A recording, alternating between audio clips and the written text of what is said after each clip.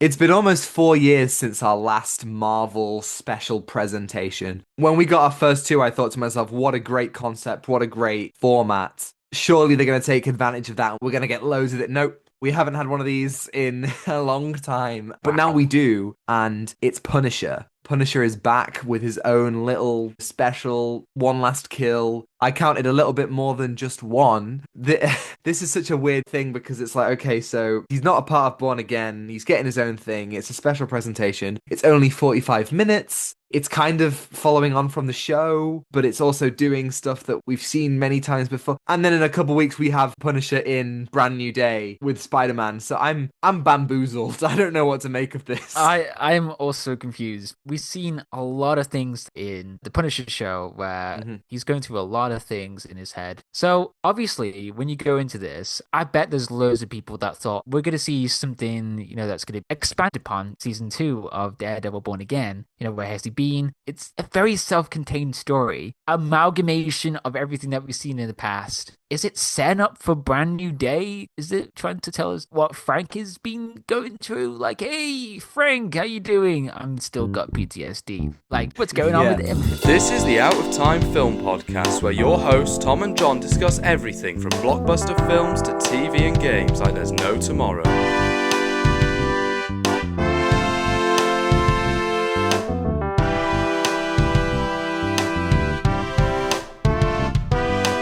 It's kind of crazy that they dropped this a week after Born Again finished because this could be set any time in Punisher's story. As long as it's set after Right. he becomes the Punisher, this could genuinely just be anywhere. I think there might be one line where somebody mentions that he left all those people in the Fisk prison. Did I imagine that? Is that something that Karen Maybe. says? Genuinely, the line happened and I was like, oh, does that mean that? And then, anyway, if you said this is set before Born Again, it would be like, yeah, cool. If you'd said that it'd been set in between seasons 1 and 2 of the show, it's like, yeah, cool. Anytime this could work. And so it's not necessarily adding to the Born Again story. It's not necessarily adding to Punisher's story. Yes. But at the same time, I thought this was simple and effective and quite fun. The Punisher series, it has this issue that a lot of Marvel Netflix shows had. It's way too long. We did a video on it. This is the opposite issue. It's way too It's short. way too short. This is a microsecond of everything that happened. Frank is in a John Wick 3 scenario where he's hunted by all of the people hired by a mob boss, Manucci. Great, let's see him actually test to the limit, but it just keeps going back to the stuff that Frank is going through. We are seeing him at his lowest, but it would have been interesting to see him working alone because he does meet people in the show like Curtis or Donnie. It would have been cool to see him maybe reflect because there wasn't really anything to connect from the shows to here. If you were to think like the audience, like, oh, I must watch the Punisher show in order to get this. No, it's a very self-contained story. You don't need to know a lot of things that happen. It's like, yeah, cool, you're into this story now. I think that's definitely something that they wanted to do. They wanted it to be accessible. It surprised me in the sense that it feels much more like a successor to the show than I thought. We've got Yes. returning characters, and the music is very evocative of the series. There's a point where Frank recites the Penny and Dime poem. But Hmm. aside from the tone and vibe, it was a shame that they dropped some of the hope from where we left Frank in season 2. Like, Yes. we know that Born Again wasn't interested in that, but I feel like this should have been. We really do the whole Frank Castle tries to live a peaceful life, but he's dragged into being the Punisher again storyline. We do it so often. And this is what, the fourth time? I sincerely hope the Brand New Day is the start of entering new and different territory for the character. Like, spoilers, but we did that thing again where he wears the suit only for the final scene. Like, come on, stop edging us with the Punisher suit, please. The last second, Oh they my just like, god. yeah, you're gonna see that in Brand New Day. They Amazing Spider-Man 2 does, in that the final shot of the trailer is literally the final shot of the special. They got us Literally, again, what's so John. funny? Literally, the end of it is just Punisher Yeah. shooting the gun at us, and it's like, wow, this is We don't learn. we don't learn. But yeah, I think there's some cool callbacks as well. I mean, we've got Curtis, but Karen as well. Spoilers, as a hallucination. Frank is going through PTSD, but with hallucinations, he does see Curtis, he does see Karen, and sees his family members as well. But then again, we did see this beforehand. I would love to see Frank in a different situation. We open with Frank very clearly sleep deprived. Who knows when the last time it was that he ate? He's struggling and he's having these hallucinations, and he goes out for for a coffee. And then all the action starts and all this stuff. And I just kind of go, oh my God, has he had nothing but a coffee all day? It's literally like Frank Castle, having had nothing but a cup of coffee in who knows how long, manages to just work his way through an entire apartment complex of people. God knows what would happen if he had a nutritious meal, a lovely Wow. breakfast. He would be going for miles, like he had a Yeah. nutritious breakfast. One But protein bar, that's enough for him. He I can get mean, through anything. genuinely, in season 1 when Micro's making him all those meals, that's just Frank reloading, recharging his powers. Yeah. I liked the premise a lot. As soon as we get the idea of, in a few minutes, all these criminals are going to converge on you in this one location. You made the John Wick 3 comparison. Absolutely. It's John Wick 3. It's Die Hard. It's Dread. It's The Raid. The Raid? The Raid? Yes. Yes, there you go. And I'm just like, what a fantastic... This is exactly what I want from the special presentations. You just take the Punisher and you just put him in one place. I think that's amazing. And it is a shame that it's such a short time, but they do use that time well. Yeah, I think this would have been a movie, in my opinion. Because I think if you've seen yeah. 2 hours and not loop back again, because I think would have been interesting to see how Frank picks up from Born Again, like how New York is changing over time. Yeah. And how does he deal with that, like with Fisk being in control or the other vigilantes, how do they manage with Frank as well? It's something that keeps testing him. And we see this in a raid style, like he's picking up weapons on the go. That's exciting to see how he tackles that. With no suit on, not everything on. He's like, yeah, I'm just a one-man guy. One man army? Yeah, he's like I'm a one-man guy. I'm a one-man guy. Wow, Frank Castle, you one-man guy. I think that the action is just phenomenal. Like going from the Born Again finale, which did have just some really jankily edited action, to this with some brilliant one takes and great camera moves, and the editing felt fast but paced well. I thought it was great. This special is brutal as all hell. They kill a dog in the opening minutes, and it's like, okay, we got 45 minutes. How do we make you hate these people? We're killing the dog. And I was just like, whoa, okay. Whoa. All right. I was heartbroken. I was like, no, not the dog, not the dog. Again, this is like 45 to 50 minutes long, and you're like, how do you get that going? You see Frank just carelessly walking through this crazy part of New York. Is interesting because he's not trying to give in the violence that's happening around him. And I think that's interesting to see how he stays away from that. But he ultimately becomes the Punisher. It's inevitable for Frank. It's interesting because you're saying that he's in this crazy part of New York. He's in Little Sicily and it's absolutely in shambles. And I'm like, what the heck is happening in this city? Where's Spider-Man? Where's everyone? Well, like, seemingly in the same span of time, we've got Fisk as mayor and putting the city under lockdown. Little Sicily is in flames. The Sentry is just putting the entire city into the void. And I'm just like, are all these things happening concurrently? Like, I need a timeline here. I need someone to like clearly map it out for me. Because are you saying that Sicily is this lawless during the same time that Kingpin is doing his shit? You're right. Where is Spider-Man? Brand New Day needs to give me a good I'm sorry, reason. but Spider-Man shouldn't get the keys of the city. I'm sorry, Right. but where was he this entire time? You're Ford Watch still.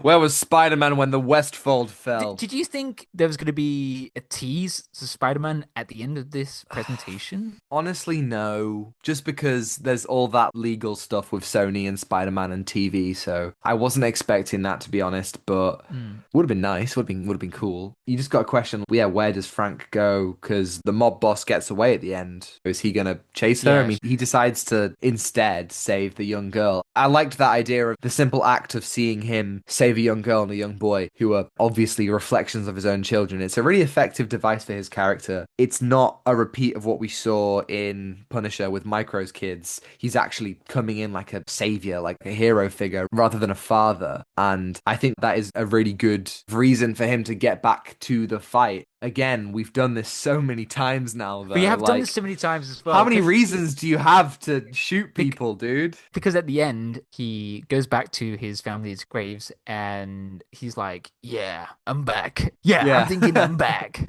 Yeah. Here's another question for you. Why do you think it's called One Last Kill? What's something that... I don't know. I mean, that's so weird, isn't it? I've seen some people online saying, is it Frank being the last kill? Like all the mob bosses wanting to kill kill Frank. The Punisher is the one last guy. I get that. I think that there's also the idea of it's almost a contradiction in that Yes. he keeps on saying, "Oh, they pull me back in for one last kill," and They it's pull like, me well, back in. One last kill. Like he's yeah, like sound exactly. like an addict at this point. Yes, exactly. It's never gonna be one last kill. I think potentially that's what it's saying. I really hope this is the final time that we get this version of the Punisher story, because if this is the final time that we see him rejoin the fight, then yeah, it is his actual one last time to return. Yeah, I don't know. This whole thing doesn't really know what it wants to be, I think. If it had just done away with the idea of him being retired again and just had him still as the Punisher caught in this apartment complex, I think that would have been really cool. I think I would love to see Frank in hiding from the vigilante task force. Like the task force, when they see Frank in Born Again, like how they see Yeah. him as a symbol. And then he's like, you look all stupid. Like Yeah. that's the kind of the thing that I think Frank wants to rethink. Yeah, why wasn't this more connected to Born Again? That just confuses me because, again, we're only 1 week out of season 2 finishing. I understand why you don't want to connect it loads to the show because you want to get new viewers in, but it's like Born Again, he was literally in it last year. Why aren't we exploring that whole thing? I think that's a really great idea. It's also interesting that John Bernthal has also written this presentation. Has he written other things for Punisher? No, but I want to say that he recently wrote Gary, the bear, yeah. And so John Yes. Bernthal's just out here being like, "Oh, you got no room for me in this season? Fine, I'll do it myself." To be honest, the writing in this presentation is quite good. If this was the first time we were seeing it, I would have nothing but praise, but it is the fact that it feels that little bit derivative. And what this special has going for it is the setup of the action and the action itself. There was a lot of talk about this one shot where Frank is falling. I saw that too. I thought I was going crazy. I was like, that didn't look natural at all. No, people were talking about this a lot, and apparently it's completely 100% real. So it's a real stuntman. The difference is they put John Bernthal's face on him, and I think also the slow motion makes it look weird as well. And I think maybe also what he falls onto, they kind of CGI that, the crushing of the metal, but it looks so bizarre. It's crazy that when this came out, people were talking more about this one shot than they were about the actual special itself and what it has to say or anything like that. Yeah, and then there was other reports about the audio as well. And guys, oh really? Yeah, like they were saying the audio is muffled, it's too crazy.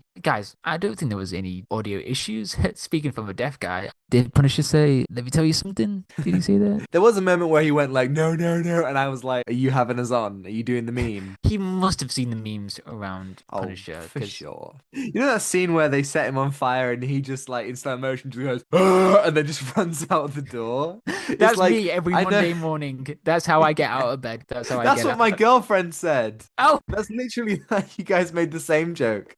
Wow. I swear to God, we made a joke about this when we did our Punisher video for the series. But this man refuses to die. Does he have a secret mutation that he actually can survive? What if he's like a mutant and he has that mental will to like not die, and he's just like, yeah, I've got so many injuries right now, I can go on and do anything. I want to see where he was during the blip, and he turns into dust and then immediately reforges, and it's just like, yeah, you can't get him that easily. If he wasn't affected by the blip, what would he done? Like, yeah, it's a good point. Was he chilling? I want to know that so bad. It's like, I think in Echo, the scene with Daredevil is set during the blip. So we know that Daredevil was active during the blip. We know the Hawkeye was operating as Ronan, blah, blah, blah. There was a lot going on. I don't know why they haven't told that story. I think that would have been such a more interesting presentation, I think, to see him, how he dealt in a completely different world in the blip. But we have a bigger gap here in the... It's been about 4.5 years since our last Marvel presentation. Was it the werewolf 3.5. one? No, it's not 4.5. I'm wrong. It's like 3.5. Is it the Echo one? Echo wasn't a presentation. It was a spotlight. Echo, Echo and Wonder Man are spotlights. The presentations were Werewolf by Night and then the Guardians Holiday Special. Oh, wow. Right. Yes. The holiday special. I completely forgot about that. It's so weird because it's not utilized as much. Not nearly as much. We should have had at least one a year. And I don't know why Marvel hasn't taken taken advantage of this format when there are so many possibilities? I think they just forgot about it, to be honest. They're like, oh, there's a format that we could use to like explore a bit of character work, maybe. Just like what we're saying with the blip. There are Yes. just so many. And I've had ideas. My brain's been storming some stuff up. So like, here's some ideas. Marvel, you can have these for free. Here's some ideas for presentations. Free? Oh, no, For no, free. pay this man. Pay this man, Disney. You've got the money, pay me. We could have had presentations about Bucky as a failed congressman, about Kamala Khan and Kate Bishop teaming up after the Marvels. Give us a small martial arts thriller with Shang-Chi, maybe a Hollywood-centered story with Kingo, a mystic adventure with Wong and America Chavez. Let's see what Spider-Man was up to during Kingpin's reign as mayor, if Sony allows. I mean, come on, there are tons of things they could have done, and I do hope that this is the first of maybe more than one every 3.5 years. More Marvel Netflix characters are coming back into the fold, so let's get presentations for Heroes for Hire, Daughters of the Dragon. Let's take advantage of this format. And hopefully for Blade, please. Oh god. Yeah, if you can't make a movie, just make a presentation. Come on, 45 minutes. It can't be that difficult. Yeah. I think that wraps it up. I think, yeah, I don't have anything else to say. Brilliant stuff. What are you going to give it out of 10? I'd say 7 out of 10. Yeah, me too. 7 out of 10. Thank you, everybody, for listening. If you're listening on YouTube and you liked it, you can like and subscribe if you want to see more. And if you're listening on Spotify or Apple, you can follow and give us a 5-star review if you think we're worthy. And next week, I mean, it's come round so fast. It's the Odyssey. Wow. Nolan returns. Odyssey, but I'm trying to do the Odyssey. Odysseus? No, just carry on. I don't want to talk okay. about this anymore. That's fine. Another failed. I tried to do something here, guys. I was trying to do like. I'll probably cut it out. I'll probably cut it out. I won't cut it out. I won't cut it out. It's staying in. Staying in. And you can send us an email, outsteinfilmpod@gmail.com. Let us know your thoughts on the Odyssey, and we'll answer it right here on the podcast next week. Do not email about my. I messed up here. Email so about John Smith. No, do not. Do not. I was trying to do something here, guys. Email. I swear to God, if it's still here. Okay. Yes, you can follow us on Instagram at Out of Time Film Pod to see our incredible thumbnails from Zain, Twitter for more thoughts from Tom and me, and TikTok to see edited clips, which are also on Instagram Reels and YouTube Shorts. And you can find links to that all in the description below. Thanks to Elle for the excellent theme, and Ronan for vocals as always. And I think that's everything. Take what you're given. Give nothing back. Goodbye. Goodbye.